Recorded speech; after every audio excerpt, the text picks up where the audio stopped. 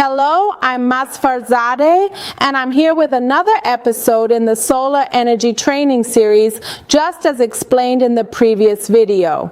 The solar panel is one of the most important elements and common components among different types of solar systems. We have also previously explained that the ePever brand is one of the reputable brands in the manufacturing and production of panels. Here you can see two types of panels from the ePever brand, a monocrystalline panel and a polycrystalline panel. As you can see, the monocrystalline panel is black in color, while the polycrystalline panel is blue. Pay attention to their cells. The monocrystalline cells have a cut-off corner, but the polycrystalline cells are completely square and have sharp corners. Today, in addition to the points we've just reviewed together, we want to consider some new tips. In an off-grid system, the solar panel connects to the charge controller, and in an on-grid system, it connects to the inverter. So it's very important that it has the necessary compatibility parameters for connecting to other components. You can find the parameters of a solar panel in the data sheet, catalog, or on the label on the back of the panel. Right now, here we want to look at the label on the back of a polycrystalline panel from the AP brand. Let's examine it together. First, I'll introduce the important parameters to you. We have Pmax, VMP, IMP, VOC, and ISC. Now, let's take a moment to discuss the specific meaning of each of these individual values and exactly how they are related to one another. The Pmax value shows you the absolute maximum output power that this solar panel can produce. In this specific case, it is clearly written as 30 watts, which means its standard unit of measurement is watts. This panel, under standard conditions, can output up to 30 watts. The next parameter is VMP. In fact, it's the panel's voltage at maximum power. That means when the panel is delivering its maximum power, its voltage is 17.6 volts. For this panel, if you pay attention to its unit, the unit is voltage. The next parameter is IMP. IMP is the maximum current at maximum power, meaning when the panel is delivering 30 watts of power to you and its voltage is 17.6. For this panel, its current is, if you measure it, it comes out to be about 1.7 amperes, and as you can see, its unit is also amperes. The relationship between these parameters is such that VMP multiplied by IMP should give you the maximum power, Pmax. Here, if you multiply 17.6 by 1.7, it comes out to about 30, and we have two other parameters. Before that, let me also point out this note about VMP and IMP. In fact, they are the operating voltage and current of the panel, meaning when the panel is actually working. The voltage is about 17.6, and the current during operation is approximately 1.7 amps. Now, there are two other very important parameters that you must definitely consider when designing the panel. VOC, or the open circuit voltage of the panel, is the voltage when no load is connected to the panel. If you measure the voltage across the two output terminals of your panel, this is the voltage you'll get. The maximum voltage of the panel is 21.6 volts.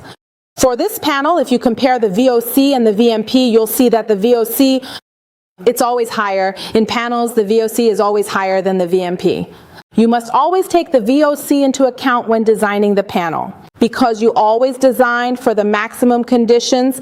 And regarding the last parameter, ISC, or what they call the short circuit current of the panel, in this panel, it's 2.03 amps. Pay attention to the unit, which is in amps. This current, in fact, it shows you the current at which the panel can produce its maximum output. Cables, fuses, and DC switches must be able to withstand the maximum current. So please keep in mind that in all of our designs, we always consider short circuit current rather than maximum power current. In other words, you always design for the maximum value. Now let's examine the electrical parameters of a monocrystalline panel together to see if they are different or not.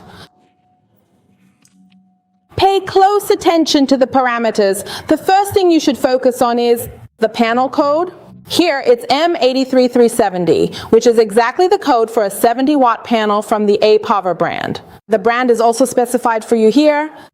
The P maximum parameter in the monocrystalline panel is exactly the same as the maximum power parameter in the polycrystalline panel. This is the panel's output power under standard conditions. 70 watts. The VOC, or open circuit voltage, for this panel is 23 volts, which is exactly the same as the panel voltage. When it is not connected to any load, it is exactly the same as the polycrystalline panel, and there is no difference between them. Regarding the ISC of this panel, it is 3.925 amperes, which is the short circuit current, and again, we emphasize this. For design purposes, we should consider ISC and VOC, especially when designing panels in series, and the next parameter is VMP, which for this panel is 18.8 volts. Again, its meaning is the same as before. That is the voltage. It shows the panel's voltage at the maximum power point. And IMP, which for this panel is 3.72 amps. Here too, if you multiply IMP by VMP, you'll see that it gives you approximately the power, which is 70 watts. Well, there's a very important point about panels, and that's panel testing. Now, I had this label, data sheet, or catalog on hand, and I checked the parameters as well. How can I know what the efficiency of my panel is? Are these parameters really accurate or not? One of the common tests for solar panels is to use a multimeter to test its parameters, and we will show you this process in a completely practical way. Stay with us. As we said, we want to present a simple method for testing panel efficiency. The equipment we need is basically a panel and a multimeter. Be sure to perform this experiment when there is enough sunlight in your environment. First, thoroughly clean the surface of the panel. Clean it so that there's no dust or dirt on it, and after that you'll see the junction box on the back of the panel. As we explained earlier, set your multimeter to the mode that allows you to measure DC voltage. As previously explained, the voltage produced by the panel is a DC voltage. Connect the positive polarity of the panel to the positive terminal of the multimeter and the negative polarity to the negative terminal of the multimeter. Here, pay attention that the VOC value is 23. All right, let's go ahead. Aika. Let's take this measurement together right now and see exactly how close the measured value is to this voltage reading.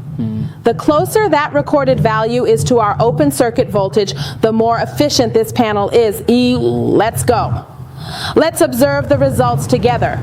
I am now carefully placing the panel directly in front of the sunlight to get an accurate reading. As you can see, the value displayed on the multimeter is as follows. The number is 22 point something. It shows around 22, which means we're not exactly at the 23 that's written on the back of the panel, but it's close. Pay attention to this point. Now, if you look at the panel, if I change the angle of the panel in the VOC value, the measured value also changes. So another very important point is that your panel's angle should be correct. We'll talk about this later. We sincerely appreciate you taking the time to give us your full attention. Thank you.